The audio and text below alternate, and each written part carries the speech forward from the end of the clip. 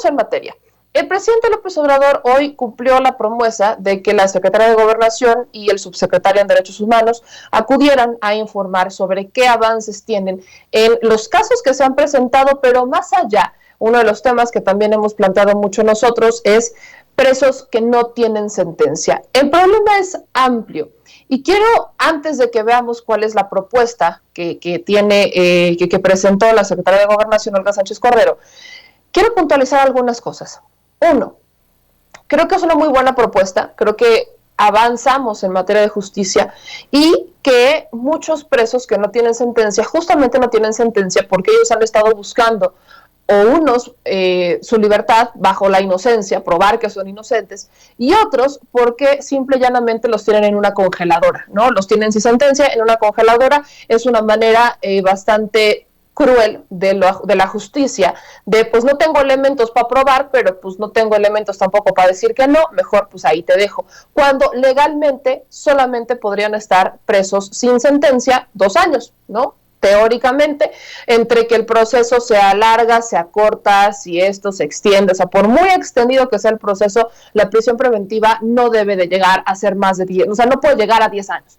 Y con todo eso, hay prisiones preventivas que han llegado hasta los 16 años, como son los casos de Brenda Quevedo, de Israel Vallarta, Jacobo Tagle, vaya, son muchos los que están dentro de este esquema de presos sin sentencia, están en una congeladora. ¿Qué otras cosas ocurren dentro de esto? ¿Por qué llegamos a tener presos sin sentencia? Porque mucha gente no tiene dinero para defenderse y las defensorías públicas, la defensoría pública no tenía una vocación de verdad de defender al pueblo. Ahora la defensoría pública está comandada por uno de los hermanos de Irma Eréndira Sandoval, que ha sido acusado por Isabel Miranda de Wallace de perseguirla, ¿no? Que ahora es Neftalí Sandoval, el titular de esta de la Defensoría, quien se le ha ido encima a Isabel Miranda de Wallace y que es un tema de venganza y que es un asunto personal, cuando no es ni siquiera personal. La obligación de la Defensoría Pública es defender a los que quieren que se les defienda y que no tienen dinero para pagar un abogado.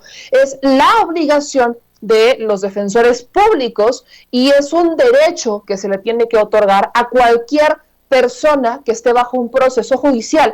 Todos tenemos derecho a una defensa justa, a una defensa digna, y eso apenas estamos viendo que está pasando. ¿Qué otra cosa ocurre con los defensores públicos?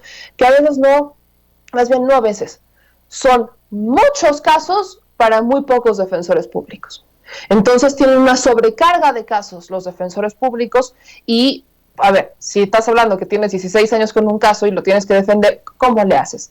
A eso sumémosle la penosa situación en la que estamos en materia de justicia, en donde la tortura ha sido un modus operandi de México. ¿Quiénes son los precursores de esta maldita tradición? Gutiérrez Barrios, que hasta escribió un libro con sus anécdotas, sus memorias, y la tortura que aplicaba Gutiérrez Barrios, tenían incluso hasta un doctor, el doctor Muerte, y este doctor Muerte era el doctor personal de Gutiérrez Barrios, que velaba porque no se muriera el torturado y aguantara vivo.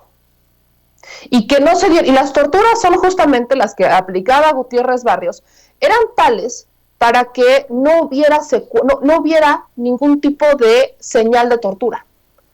Y eran torturas bastante desagradables, que nada más me acuerdo cuando lo leí, dije, hasta se me retuerce el cuello. Y de Gutiérrez Barrios, ¿quién también fue precursor de esto? El Negro Durazo. El Negro Durazo, precursor también de las torturas, ambos precursores del famoso tehuacanazo, instaurado mexicano, casi con sello de origen, han sido los precursores de las detenciones en México para obligar a la gente a hablar. No estamos hablando de algo que ocurriera desde hace 5 o 6 años, no, hablamos de algo que ocurre desde hace décadas. La tortura y el manejo que tienen los policías a la hora de hacer detenciones ha sido a punta de torturas. ¿Quién llega a institucionalizar esta práctica o con quién nosotros de forma contemporánea buscamos identificar la institucionalización de la práctica? El ejemplo más cercano es Cárdenas Palomino, alguien que ha sido señalado en distintos medios de comunicación, recuerdo MX, en donde hay testimonios de distintos ex policías o policías que trabajaron con Cárdenas Palomino que relatan cómo el señor disfrutaba torturar para aflojar la verdad, como así le llaman. Entonces, imagínense la población de presos que está adentro bajo tortura. Esto es mucho más grande incluso que de lo que nos podemos imaginar. No solamente es si están con o sin sentencia. ¿Cuántos de ellos tienen una sentencia, pero esa sentencia fue a través de una tortura? Antes de que se hiciera el cambio del sistema penal, ¿qué también pasaba? Pues te podías autoincriminar, podías decir, tu confesión era lo suficientemente necesario, tú solamente tenías que confesarte, y con esa confesión, asunto resuelto, te declaraban culpable y vámonos. Cambia el sistema penal y ahora ya no solamente es, y justo cambia por esto, porque había muchas personas que estaban diciendo que eran culpables y aceptaban todos los cargos, con tal de que las torturas pararan. ¿Qué ocurre? Bueno, pues implementan este nuevo sistema de justicia penal en donde no solamente porque tú te digas culpable, eres culpable, sino que la autoridad del Ministerio Público está obligado a investigar si eres o no culpable, si es cierto o no lo que tú estás diciendo. Entonces el Ministerio Público es el encargado y aquí vienen todos los problemas que ya conocemos, un Ministerio Público ineficiente, ministerios públicos que no tienen sueldos justos, que a veces no tienen las herramientas de trabajo y que tampoco tienen ganas de buscar la verdad. O sea, cuestiones personales, lo hemos platicado, lo hemos contado. Muchas veces nosotros tenemos que llevar las pruebas y es a veces o la víctima o el acusado quien tiene que comprobar su inocencia o comprobar el delito. Entonces, es el Ministerio Público el que se tendría que encargar de esto y lamentablemente no es así. Entonces, dimensionemos que esto es algo que ha ocurrido desde hace mucho tiempo, que es algo que se institucionalizó y que no solamente ocurre con delitos federales, sino que ocurre en una medida mucho más grande, como lo podremos ver, y más preocupante en los municipios, en los estados. ¿Y qué es lo que también pasa acá? Lo hemos también platicado. Lamentablemente hay policías que podrían haber torturado y cometido delitos y haber sido sancionados en un estado. Y su sanción simplemente van y se cambian de estado. Y van y buscan trabajo como policía estatal o policía municipal a otro lugar. Y se las dan. ¿Por qué? Porque lo que el municipio sabe de esta persona no lo tiene en una base de datos. No hay una base de datos homologada en donde se establezcan los antecedentes de cada uno de los policías que van y llegan y vienen, o que van con una carta de recomendación o no. Hay una corrupción tan grande dentro de este esquema que al final una persona o un policía o un ex policía federal que cometió delitos federales o que torturó a alguien o cometió una mala práctica, se va a un municipio, se convierte en policía en ese municipio y esa práctica la lleva al municipio. Entre la desesperación por conseguir nuevos elementos, porque nadie quiere ser policía en México, y entre la desesperación de el mejor hay que contratar y no me importa quién sea, necesitamos levantar los números sin revisar antecedentes y aunque los revises tampoco vas a encontrar mucho, encontramos un problema bastante grande que se ha enquistado en nuestra sociedad. Dicho eso, vamos a ver y escuchar cuál es la propuesta que plantea la secretaria de Gobernación, Olga Sánchez Cordero, y posteriormente, ya en la versión resumida, lo que el presidente Andrés Manuel López Obrador dice muy puntualmente. Vamos a empezar con Olga Sánchez Cordero. Muchísimas gracias, muy buenos días a todas, a todos ustedes. Vamos a darles cuenta de los 3 casos que ustedes nos han preguntado y en qué situación jurídica y procesal se encuentra cada uno de ellos. También vamos a dar cuenta de la población penitenciaria que no ha tenido una sentencia y que sigue privada de su libertad. Entonces, si quieren, empezamos rápidamente con el caso Vallarta, por favor. La versión breve, por favor, sí. El señor Vallarta, como ustedes saben, se encuentra privado de su libertad desde el año del 2005 por la presunta comisión de diversos delitos seguidos en 2 causas penales distintas. Esto es importante, ante el Juzgado Tercero de Distrito de Procesos Penales Federales del Estado de México. Los delitos por los que se le ha acusado es secuestro, delincuencia organizada, portación y posesión de armas de uso exclusivo y posesión de cartuchos de uso exclusivo. La solicitud inicial fue precisamente que se revisara su caso en el que se alega diversas violaciones graves al debido proceso y que se emita la sentencia y no continúe la dilación de su proceso penal.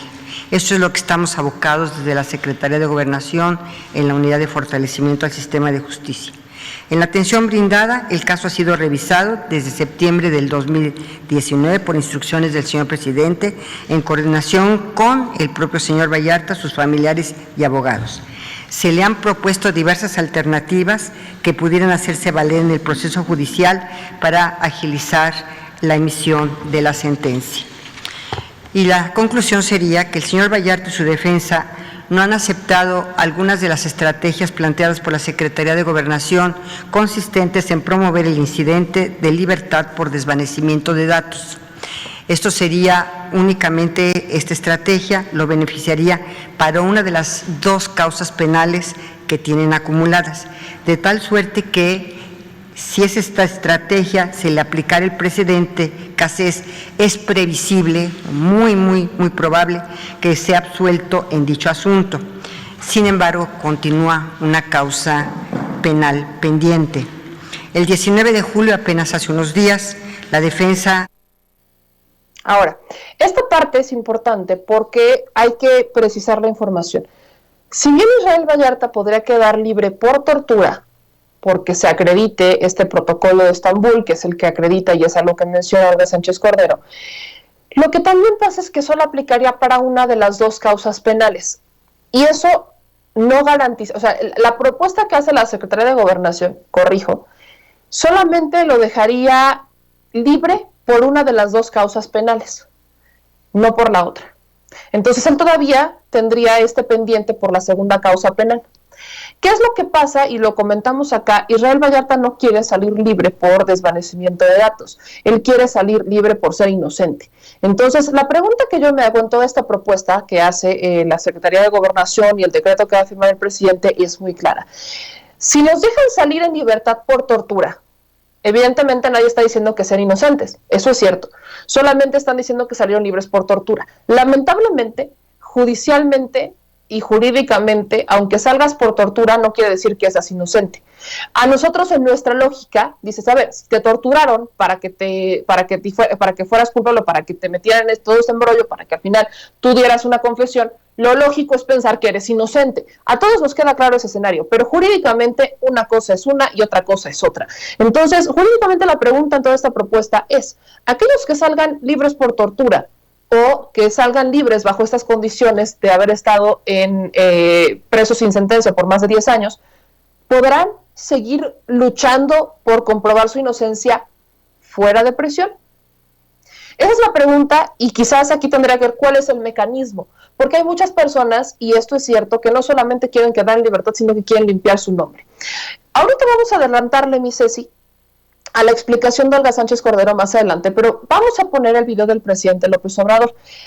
Esto es importante porque el presidente es donde pone fechas, límites y da pelos y señas sobre cuál es esta dinámica con la que se buscará, o que este decreto, qué es lo que va a buscar, qué es lo que se va a firmar muy puntualmente. Lo repite, lo dice e insiste. Así que vamos a entrar en materia con esto.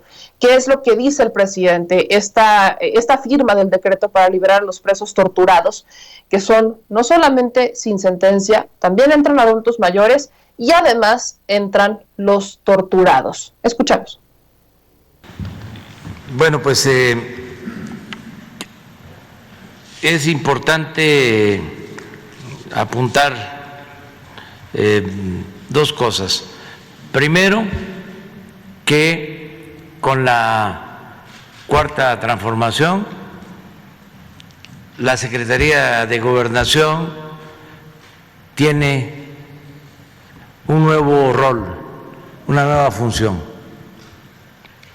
Ya no es la Secretaría de la represión y el autoritarismo, es la Secretaría para la protección de los derechos humanos y de la justicia.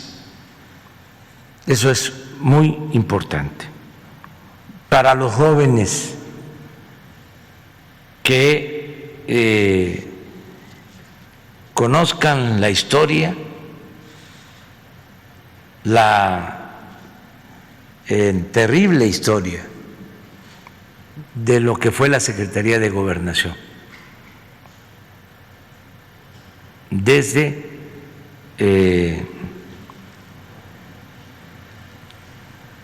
hace muchas décadas,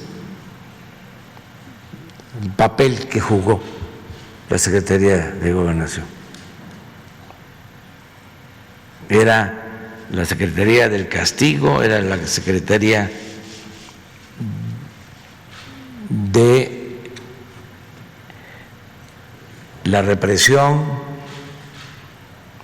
la Secretaría del Control, la Secretaría de la Guerra Sucia.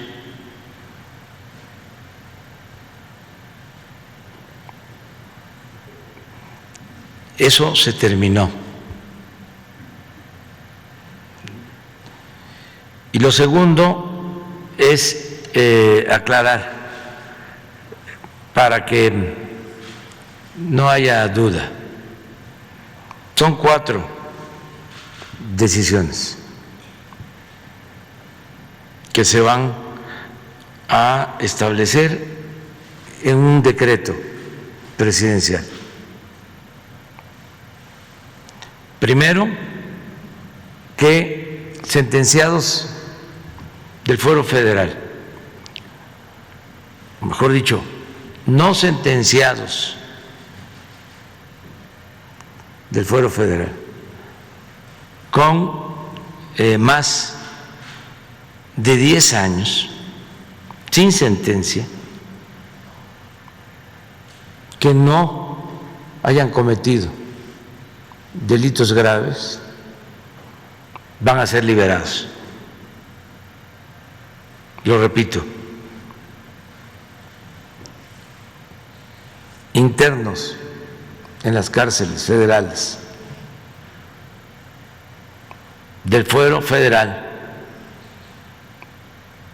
que en 10 años no hayan sido sentenciados y estén en la cárcel por delitos no graves, van a ser liberados. 2, adultos mayores de 75 años que estén en las cárceles, también del Fuero Federal,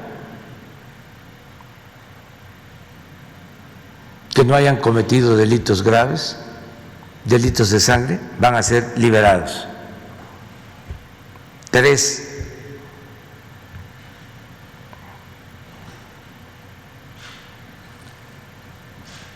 adultos mayores de 65 años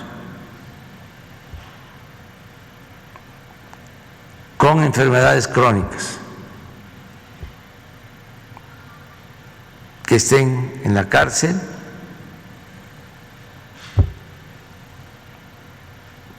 y que no hayan cometido delitos graves, van a ser liberados.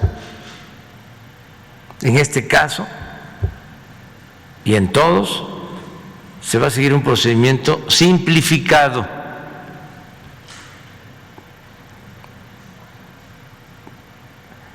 En el caso de enfermos, se le va a pedir a la Secretaría de Salud que haga los diagnósticos correspondientes. El plazo de liberación no va a ser mayor al 15 de septiembre. Y 4, todo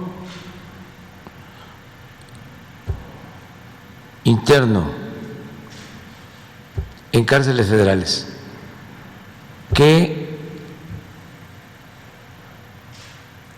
haya sido torturado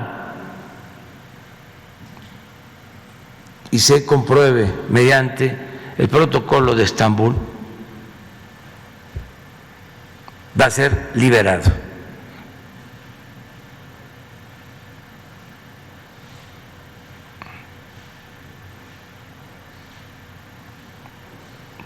No. En este país, como política de Estado, la tortura no es opción.